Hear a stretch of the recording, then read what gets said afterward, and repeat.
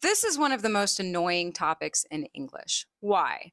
Because your brain has to have a grasp of grammar patterns. And you think that you need to memorize grammar rules in order for your brain to have a grasp of grammar patterns.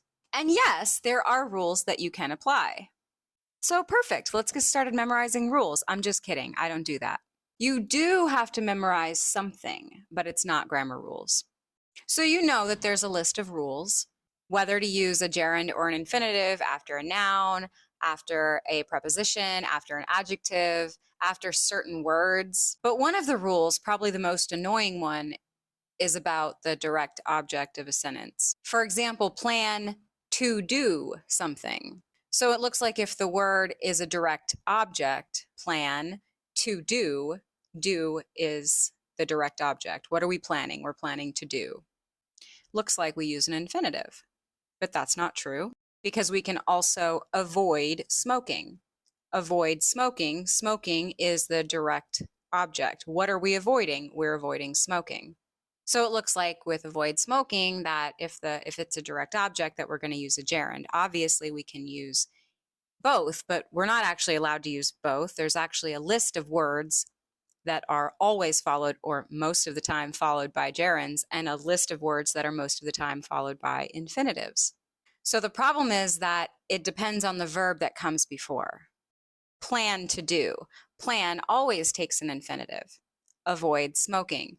Avoid always takes a gerund. So ultimately, yes, there's a list of words that you have to memorize, which is boring and painful. I'm going to make this process slightly less boring and painful, slightly. But it's also going to be more effective when you are communicating in real time.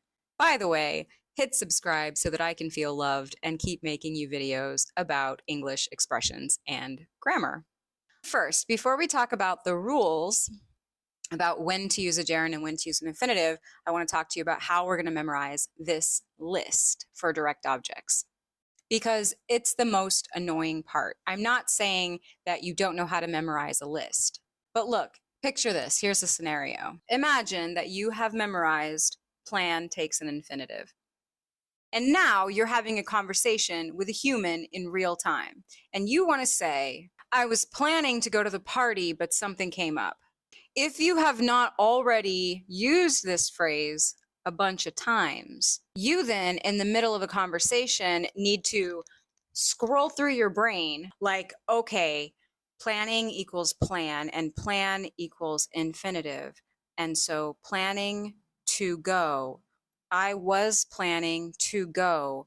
And by the time you say that, the person has walked away because that took too long. This is because our brains don't work this way, and this is how we keep trying to teach language and we keep trying to learn language. Like, you think that you need to memorize grammar rules in order to speak English, and that's not how your brain works. So instead of memorizing that plan is on this list of infinitives, what you're going to do is brainwash yourself with like 3 different phrases. Plan to go, planned to go, planning to go. Avoid takes a gerund. Avoid smoking, avoided smoking, avoiding smoking. Brainwash yourself with these 3 phrases. When you memorize specific examples, you are giving your brain better raw data. And this is more useful when you're in the middle of a conversation because your brain is going to automatically categorize those patterns that you are inputting. That's actually what our brain does naturally without us focusing on grammar rules. It's subconscious. So in the middle of a conversation, your brain is going to hand you plan to go. So evidently, that is how the most sophisticated language model on the planet that we have currently in 2023 actually works. So instead of memorizing grammar, you're going to memorize specific phrases to the point where they are rooted in your subconscious. No thinking required. Also, you have to speak to do that. So sitting here reading a book or a worksheet, quietly is not going to do it. So when you're memorizing these phrases, you need to be doing it out loud. Plan to go, planned to go, planning to go. Avoid smoking, avoided smoking, avoiding smoking. Out loud. Okay, so now we're going to talk about the rules, when to use a gerund, when to use an infinitive. We're going to use the same method to memorize these rules because we're not going to memorize rules, we're going to memorize phrases. And then at the end of the video, we're going to come back to this word list. Rule number 1, when to use a gerund. When it is the subject of a sentence. Okay, it's not actually wrong to use an infinitive as the subject of a sentence. So if you read the grammar rules, it'll say, oh, you can use an infinitive or a gerund here. However, we mostly use gerunds, and it tends to sound a little bit unnatural if you use an infinitive as the subject. So why not just program yourself to use the more natural sounding one all the time while you're programming? So again, all we're going to do is memorize 3 different phrases. Working is hard. Playing is fun. Skydiving is scary. So maybe skydiving isn't scary to you. Maybe skydiving is exciting to you. So working is hard. Playing is fun. Skydiving is exciting. Use whatever phrase feels true and natural and personal to you. Things that are true for you and personal are going to stick in your subconscious better than my random examples. But do try to keep the sentence short, right? We want gerund is adjective. The point of this is to program your brain that we use gerunds as the subject of sentences. Swimming is easy. Studying is awesome. So that's it. You understand the rule. Now put the rule aside. Focus on the actual phrase. It should be like a commercial that you've memorized. So once you've memorized these phrases, your brain has internalized that rule. Okay, second rule, use a gerund after a preposition. There's like a million prepositions. What is a preposition? At is a preposition. That's a good example. So as you probably know, prepositions are always going to be followed by nouns or noun phrases, and a gerund acts as a noun in the sentence. So anytime you have a preposition, it will never be followed by an infinitive verb. At is usually followed by a place or a specific time, which is a noun. At home, at the mall, at 4 o'clock. So this works the same with all prepositions. About something. About what? About a dog. On something. On what? On the table. By something. By what? By train. Before something. Before what? Before bed. Right? Noun, noun, noun, noun. Since gerunds function as nouns in the sentence, it makes perfect sense that we're only going to put gerunds after a preposition. For example, I'm good at singing. I'm bad at skiing. I'm terrible at speaking English. There's like a billion prepositions. We're definitely not going to do a billion. We're going to do 5. About, on, by, before, against. A movie about dancing. A class on speaking. Learn by doing. Study before playing. She's against smoking. So here you have 5 phrases using prepositions that are followed by gerunds. Basically, your brain is going to start to predict the kind of word that comes after these prepositions. So again, with these examples, customize them and make them your own. If mine sound random and stupid to you, make up your own stuff.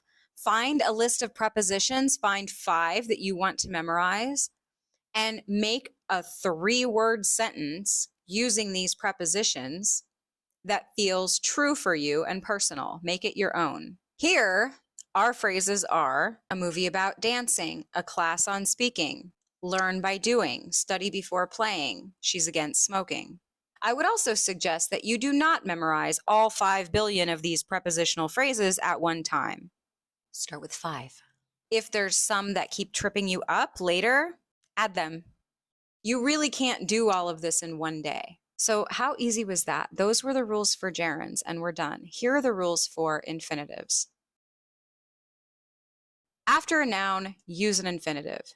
These are a bit harder to memorize because you need more context in your sentence. You need the whole sentence for your brain to recognize the pattern. So this time we're going to look at full sentences. We have a goal to improve. Goal is a noun. It's followed by an infinitive, to improve. The desire to grow is admirable. He failed at his first attempt to write. They have a dream to succeed. Where did you get the idea to travel? So basically, what we're doing is we are programming our brain to expect an infinitive after a noun. And you don't believe me, but I'm telling you, your brain can do that for you, even if you don't know what a noun is. You did it with your first language. That's why you don't think before you speak your first language. Your brain did all of that pattern recognition for you, and it still can. It's not just for babies. Okay, so we're training our brain to expect an infinitive to follow a noun, right? Which I think works a lot easier actually when they're pronouns. So I'm going to give you 5 more sentences. You asked me to call. Me, pronoun. To call, infinitive. I told him to quit. I begged her to stay. I taught them to write. I need you to work. We're already on our last rule, okay? After an adjective, infinitive. I'm happy to help. Happy, adjective, to help, infinitive. It's nice to meet you. It's easy to read. It's hard to study. It's safe to say. It's hard to say goodbye. Memorize the phrases, not the rules. Change the phrases however you need for this to work for you. Do not memorize all of the phrases in one day. If you memorize something all at one time, it doesn't go into your long-term memory. Like basically you're cramming, right? Like if you study the day before a test, you're going to remember that like for a very limited amount of time, and then it's going to go out of your mind forever. So the best way to study, memorize anything, is very short practice sessions very, very frequently. So if you can do this for like 5 minutes a day, that's like gold standard. Okay, so let's circle back to the list of those verbs that take either a gerund or an infinitive. By the way, like and subscribe to get more content like this. So here's your list of things to do. There are 2 long lists in the description below. These are not words, they are phrases. So the same way that we did plan to go, you're going to do 5 of these at a time. Memorize them so hard that they are forever embedded in your subconscious.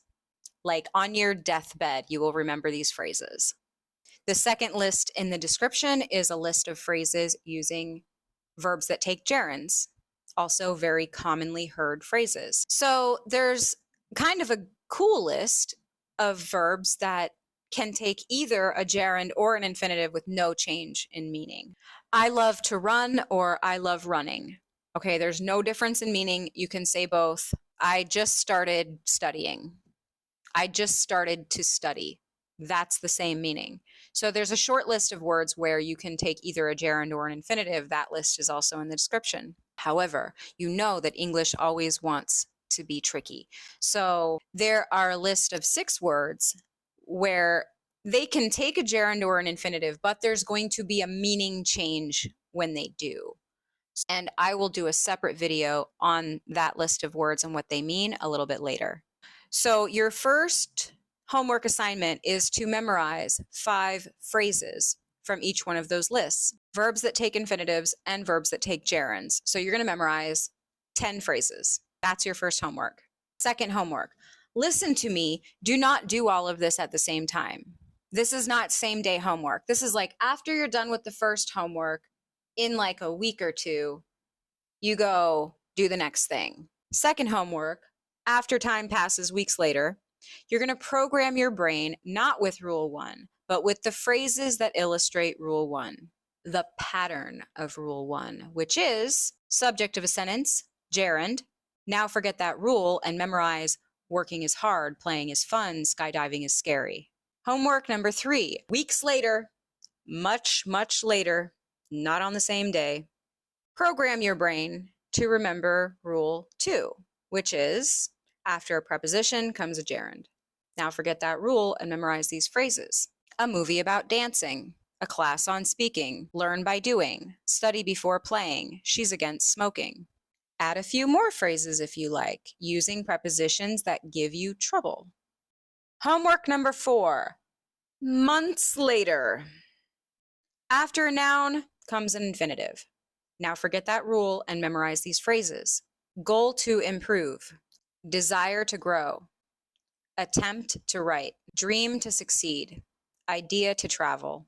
This rule is also the one that includes pronouns, right? Noun followed by an infinitive. A pronoun is also followed by an infinitive. You asked me to call. I told him to quit. I begged her to stay. I taught them to write. I need you to work. Finally, very far into your future, 5th homework.